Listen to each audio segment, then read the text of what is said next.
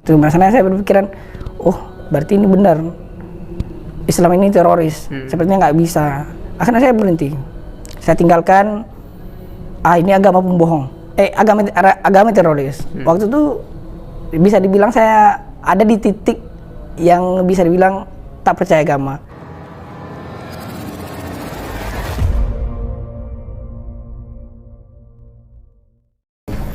Bismillah, Assalamualaikum warahmatullahi wabarakatuh. Waalaikumsalam. Apa kabar semuanya? Kembali lagi di channel ini. Mudah-mudahan semua kawan-kawan semua dalam keadaan sehat walafiat dan senantiasa diberkahi oleh Allah SWT. Alhamdulillah, kali udah bersama salah satu teman aku, seorang sahabat kita yang seorang pejuang dakwah juga, Hikayah. Sebenarnya Hikayah nih, Assalamualaikum Hikayah. Waalaikumsalam warahmatullahi wabarakatuh. Hikayah ini sebenarnya nama panjangnya apa atau nama aslinya? Itu sebenarnya namanya itu, kalau nama panjangnya sebenarnya nggak ada karena hanya itu, tapi dia punya ada marga lagi. Oh, marga. Ya, marganya apa tuh? Marganya Telang Banua. Oh, Telang Banua. Jadi Hikayah Telang Banua. Oke. Telang Banua itu marga Nias ya? Iya benar. Dan Hikayah ini adalah seorang mualaf.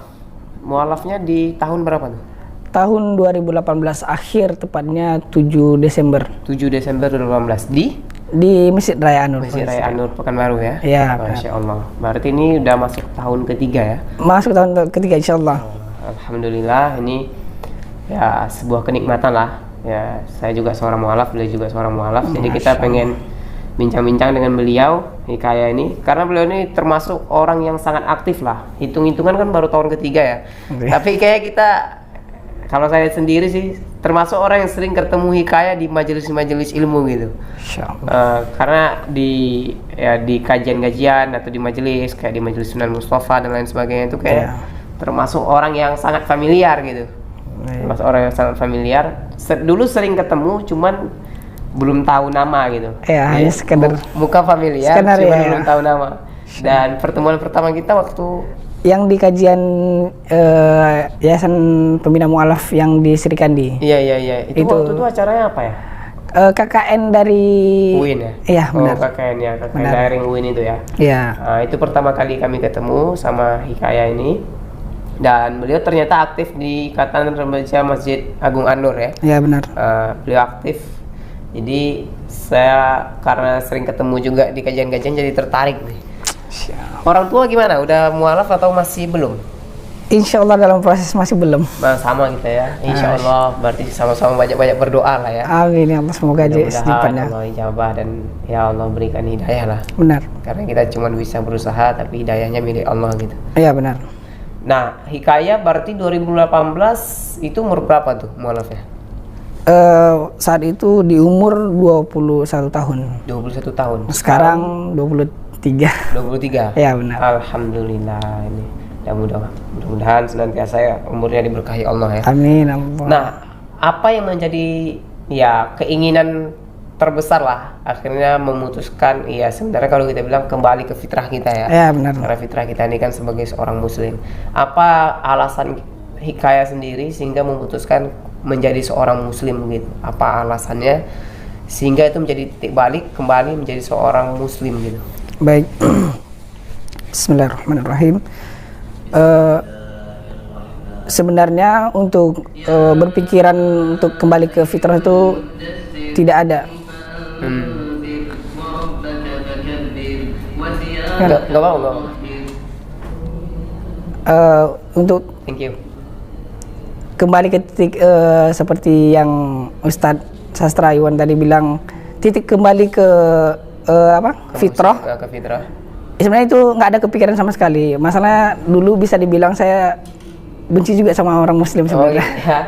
Jadi entah kenapa beberapa tahun yang lalu itu saya sempat bertanya-tanya kenapa Islam itu begini, kenapa Islam ini. Saya kepikiran akhirnya mulailah waktu itu saya mencari tahu sesuatu hal yang menurut saya kenapa sih Islam melarang ini.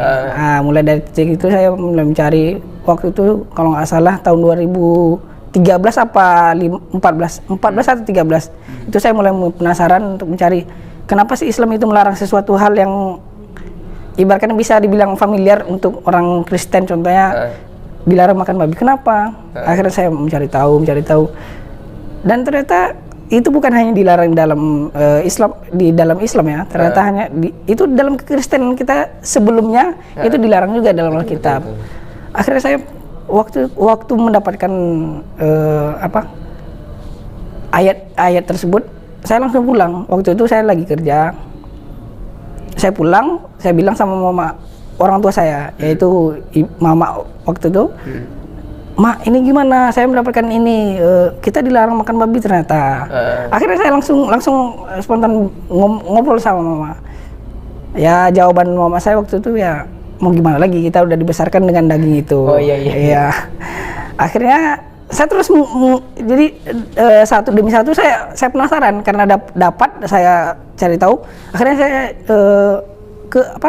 ke sesuatu hal yang lain lagi, masalah jilbab. Jilbab. Ternyata dalam 1 Korintus 11 ayat 6 itu ada juga larangan tentang masalah seharusnya seorang Kristen itu memakai tudung bahasanya. Iya.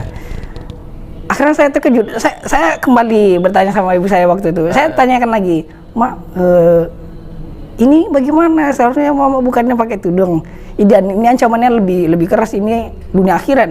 Kalau dunianya diancamnya ya lebih baik dibotak, dicukurin kepalanya." Akhirnya jawaban mama saya waktu itu ya ada yang menjalankan dan ada yang tidak. Contohnya seperti suster orang Katolik. Akhirnya waktu itu saya karena tidak terlalu banyak akhirnya saya terus berjalan mencari tahu sendiri. Sampailah titik penasaran saya melihat teman saya begitu beda daripada informasi yang diberitahukan oleh keluarga lingkungan saya waktu itu. Mereka lingkungan saya mengatakan Islam itu teroris, Islam itu begini. Pokoknya semua kejahatan itu ada dalam Islam. Saya dulu terdoktrin seperti demikian. Akhirnya waktu saya melihat seorang teman saya, dia sholat 5 waktu, dia puasa, akhirnya saya pikir sepertinya Islam tidak seperti yang dikatakan teman saya dan lingkungan saya. Akhirnya saya mulai penasaran.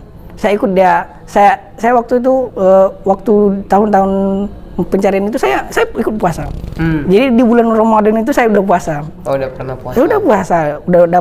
Jadi dalam Ramadan itu biasanya saya dapat 4 atau 3 hari dalam Ramadan. Saya nggak ibaratkan masih belajar, jadi harus dapatnya paling segitu. Sampai maghrib ya puasanya? Iya, saya full. Jadi waktu saya itu saya penasaran terus, saya gali apa sih yang mereka lakukan ini, apa yang mereka lakukan, saya penasaran kenapa. Sampailah saya pada titik teman saya pergi sholat Jumat. Saking penasaran saya pernah bertanya apa sih yang mereka lakukan dalam waktu sholat itu, apa sih. Jadi pertanyaan saya itu rasanya itu nggak mau saya tanyakan kepada teman-teman saya yang sebelumnya, karena yang saya tanyakan sebelumnya itu tidak sesuai. Akhirnya ada ajakan sama teman dengan nada bercanda, ayolah ngapain di sini, mending kita sholat Jumat, waktu itu masih kerja. Saya menolak. Waktu itu saya menolak, kenapa sih ngapain? Padahal rasa penasaran saya dalam hati itu sangat berjolak. Ini waktunya nih kamu mencari tahu tentang apa itu sholat. Akhirnya Jumat berikutnya akhirnya saya pergi tanpa ajakan. Saya ikut berdua, yang ikut teman saya yang ngajak sebelumnya. Akhirnya saya pergi mengikuti orang yang saya ikut aja. Orang wudhu saya wudhu, orang duduk saya duduk, orang sholat saya sholat. Jadi saya sambil memantau, dan teman-teman saya waktu itu ya bisa dibilang banyak yang melirik lah ya, melirik ke arah saya.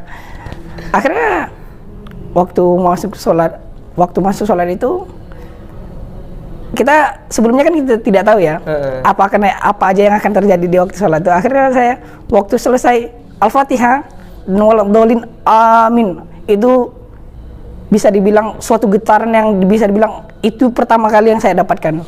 Getaran itu kok bisa begini ya, pokoknya pertanyaan itu, rasa itu nggak bisa dijelaskan waktu itu, kok bisa begini. Akhirnya itu saya pegang sampai pulang. Setelah itu saya terus belajar ya, bisa dibilang ya hilang timbul lah ya, umur masih muda waktu itu. Sampailah saya titik di apa titik bisa dibilang titik klimaksnya itu waktu saya pergi ke Jakarta. Jadi ada ada tawaran kerja waktu itu, saya ditawarkan kerja di Jakarta. Akhirnya saya ambil. Dan saya niatkan waktu itu dengan 3. Saya ke Jakarta itu harus belajar agama. Salah satunya. Akhirnya saya pergi. Dan waktu sampai di sana memang benar saya puasa Senin Kamis. Senin Kamis saya puasa terus. Tapi belum Islam? Belum. Oh, belum Islam tapi puasa Senin Kamis. Senin Kamis terus sampai atasan PIC saya itu bertanya, "Kamu Islam atau apa?" Masalahnya kadang kita buka bareng. Oh, gitu. Buka bareng. Jadi saya biasanya mereka buka, ya udahlah buka bareng aja, ngapain gitu kan. Iya. Akhirnya mereka ada pertanyaan, "Kamu sebenarnya Islam atau gimana?" "Oh enggak, saya Kristen kok." "Itu kenapa kamu puasa Senin Kamis? Apa salahnya?" "Ada apa larangannya?"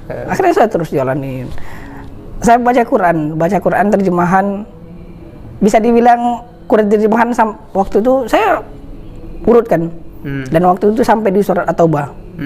Surat At-Taubah itu disitulah saya punya sesuatu yang pengalaman yang bisa dibilang menarik lah ya. Ya. Karena waktu saya membaca itu ada suatu ayat yang di surat At-Taubah itu yang punya ayatnya itu perangilah dimanapun kamu diperangilah dimanapun kamu ketemu mereka. Waktu saya membaca itu gimana? Itu spontan terkejut, syok. Jadi ini benar. Mungkin yang dibilang teman saya itu benar. Orang Islam itu teroris. Salah satu yang pemicunya mungkin salah satu yang ayat ini. Jadi saya kembali terus berangan-angan, ini gimana sih agama ini, benar apa enggak sih? Ini saya meragukan. Waktu itu yang benar saja memangnya.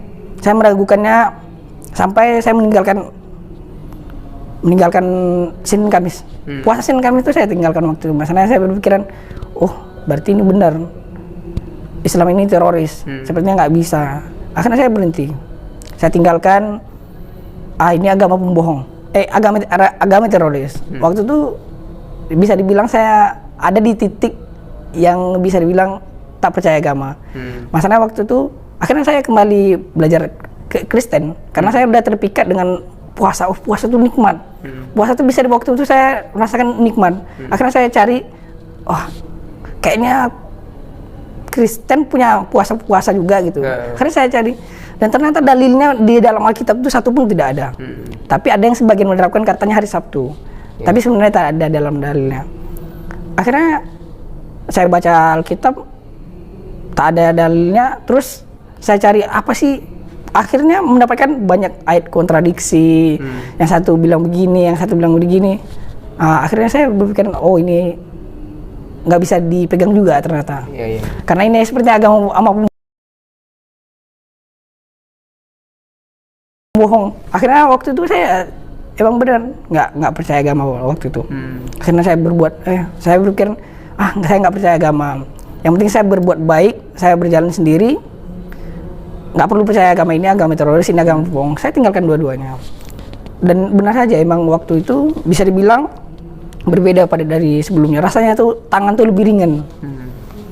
Tapi lebih ringan di sisi lainnya lebih buruk. Jadi namanya ibu kota, teman-teman saya waktu itu ngajak dugem. Tapi waktu dugem tuh waktu masih puasa saya berpikir, saya puasa kok. Saya baca Quran ngapain? Saya pergi kayak gitu-gituan. Tapi setelah meninggalkan dua agama tadi itu, bukan mereka yang ngajak, saya yang ngajak. Jadi saya berpikir waktu itu, kok sepertinya bukannya lebih baik itu, kok semakin buruk. Akhirnya saya belajar kembali. Saya lanjutkan surat At-Taubah tadi itu, dan ternyata penjelasannya ada di ayat berikutnya. Ternyata nggak boleh membunuh tanpa alasan. Betapa gimana waktu itu bisa dibilang terpukul juga. Kenapa saya cepat mengambil kesimpulan. Akhirnya waktu itu saya kembali belajar, kembali puasa, sampai beberapa kali ke Gramedia untuk beli buku. Masalahnya waktu itu ada beberapa yang saya tanyakan, kenapa saya tidak bertanya kepada seorang, karena rasanya itu nggak meyakinkan orang menyampaikan ke saya itu tidak memuaskan. Jadi saya pernah bertanya sama PIC saya, atasan kan, dan pertanyaan yang disampaikan itu nggak memuaskan. Akhirnya saya suka belajar sendiri, baca di kos, sampai saya beli, bisa dibilang apa, sholat sendiri. Jadi saya dulu sholat sendiri. Saya udah mulai menjalankan sholat dengan beli buku.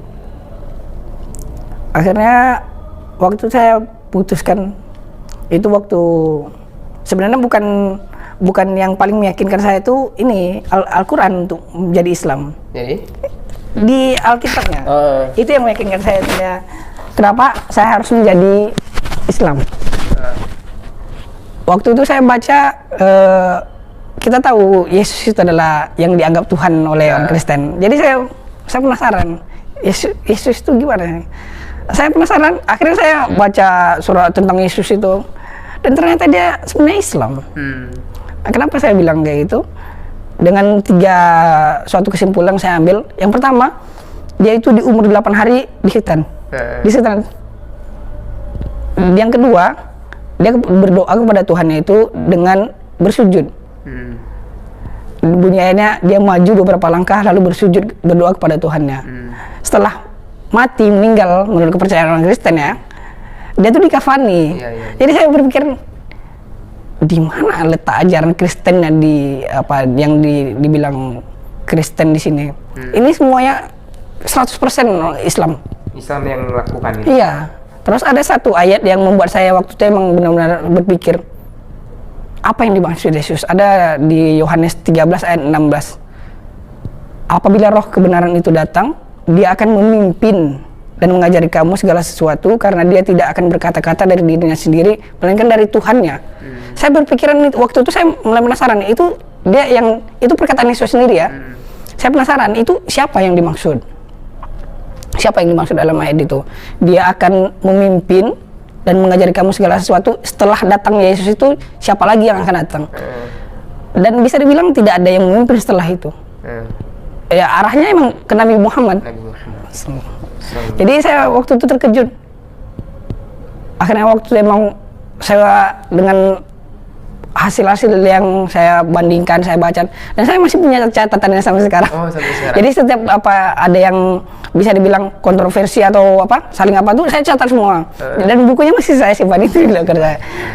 Akhirnya waktu itu saya emang ya saya putuskan mau nggak mau saya harus masuk Islam kalau kayak gini. Masalah ini udah petunjuk yang diberikan oleh Yesusnya pun mengatakan seperti demikian.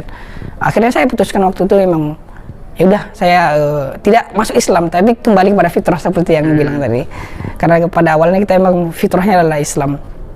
Wah, jadi momen sebelum kembali ke sini itu ke Pekanbaru, saya ada satu pengalaman di reuni 212. Ya, reuni 212 2018 itu. Yaitu saat reuni 212, saya penasaran apa sih yang mereka lakukan. Apa sih yang mereka lakukan?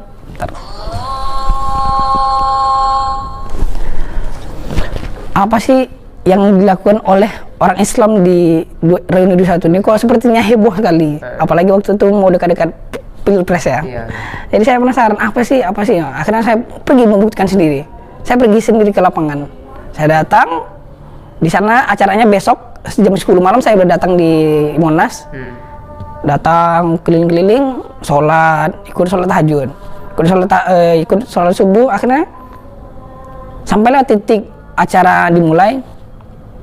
Saya lihat di situ tidak ada yang bisa dibilang katanya tuh Islam itu begini, arogan ya, keras.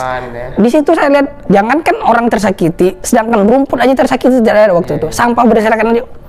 Keindahannya itu luar biasa. Jadi waktu saya, inilah Islam itu.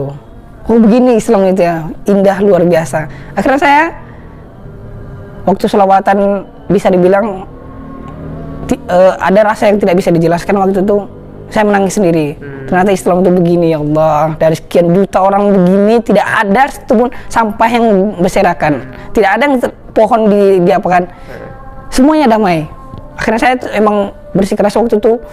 Apapun yang terjadi, saya harus pulang. Saya harus bersahadat. Apapun yang terjadi, saya mau diusir dari keluarga saya mau nggak dikasih makan. Yang jelas saya mau Islam, intinya itu. Jadi saya nggak peduli apapun yang akan terjadi nanti di kedepannya, saya yang jelas saya mau Islam dulu. Akhirnya memutuskan Nih pulang dan syahadat di di Pekanbaru ya. Pekanbaru, benar. Dan itu dari izin orang tua pada saat itu? Waktu itu masih belum ya. Belum ya? Belum. Setelah itu mungkin waktu setelah itu barulah kita berbincang-bincang di rumah. Saya panggil orang tua waktu itu. Saya panggil, saya beritakan saya masuk Islam ini. Akhirnya waktu itu sempat dinasihatin, diceramahin panjang lebar sampai ke sana ke sini. Sempat diancam juga ya. Biasalah sempat diancam. Saya nggak peduli. Saya masalah udah berazam sebelumnya apapun yang terjadi, mau dibuang, mau di ini ya, saya udah terserah. Ya, tapi setelah itu tak baik. Alhamdulillah baik-baik saja.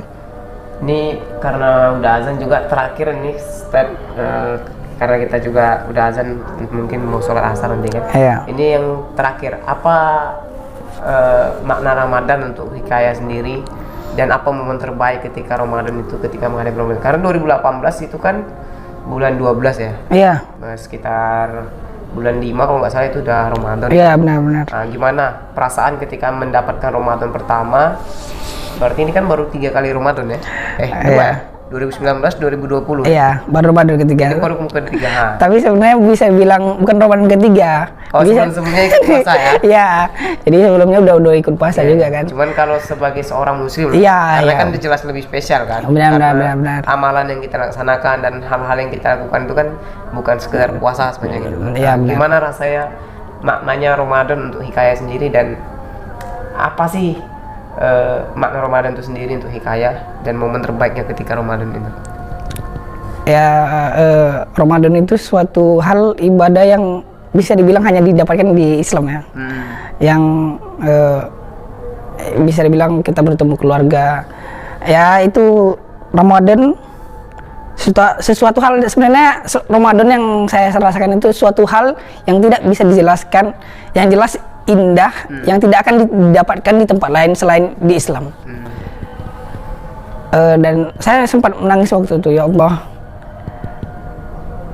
apakah akan keluarga saya merasakan yang saya rasakan? Itu masalahnya saya merasakan sesuatu hal yang bisa dibilang tidak bisa dijelaskan. Mungkin kata Ustaz tadi bisa jelas, saya nggak bisa menjelaskannya. Kecuali bagi orang yang merasakannya. Iya, benar. Dia hanya bisa dirasakan, terasa di dalam hati dan terasa dalam hidup kita, tapi susah untuk ya benar. Apa kata-kata. Tapi yang jelas itu tidak akan didapatkan di selain Islam. Insya Allah. Waktu saya itu ya bisa dibilang saya menangis. Kenapa? Semoga aja keluarga saya bisa merasakan hal yang sama. Ya, betul sama. Saya juga mendoakan hal seperti itu juga. Ya. Jadi itulah mungkin kesannya ya, bisa dibilang gimana ya? Mungkin banyak sebagian orang berpikiran Ramadan itu apa sih yang mungkin belum pernah ya, menyiksa ini. Enggak, malahan rasanya bagus gitu. Ibaratkan untuk mengontrol diri, untuk kesehatan pun bagus. Iya. Semuanya kenikmatan di dalam Ramadan. Iya, benar. Kalau kita bisa merasakan semuanya itu kenikmatan. Dan semuanya itu, ya itulah kenapa kita merindukan Ramadan dan merindukannya lagi gitu. Iya, benar. Yang pertama, dia tidak ditemukan kecuali di Islam, dan kedua, dia itu sulit ditemukan di bulan-bulan lain. Iya, benar. Karena itulah spesialnya dia itu yang Allah kasihkan untuk kita kan, untuk Islam. Semoga kita sampai ke bulan Ramadan. Ya, dan mudah-mudahan kita bisa melaksanakan dengan baik. Amin. Ya, ini karena ada berhubung dengan azan dan kita juga mau sholat asar. Iya, baik. Ya, kita ucapkan terima kasih kepada Hikayah mau sharing dengan kita. Baik. Ini memang karena keterbatasan waktu kita. Iya, benar. Mudah-mudahan lain kali kita bisa ngobrol lebih panjang lagi. Bisa. Mungkin sangat menarik ini. Mudah-mudahan nanti kita bisa ngobrol lebih panjang lagi. Iya, benar. Dan mudah-mudahan Hikayah tetap istiqomah dan terus menjadi seorang pejuang dakwah. Amin. Dan terus yang memperjuangkan agama ini, dan mudah-mudahan orang tua kita bisa mendapatkan hidayah dari Allah SWT. Amin. Demikian dari kami. Mudah-mudahan bermanfaat. Jika kamu merasa channel ini bermanfaat, silahkan share. Dan jika ada yang ingin kita diskusikan, silahkan komen di bawah. Terima kasih semuanya. Assalamualaikum warahmatullahi wabarakatuh. Waalaikumsalam warahmatullahi wabarakatuh. Jazakallah warahmatullahi wabarakatuh. Masya Allah. Sebenarnya singkat-singkat di sini.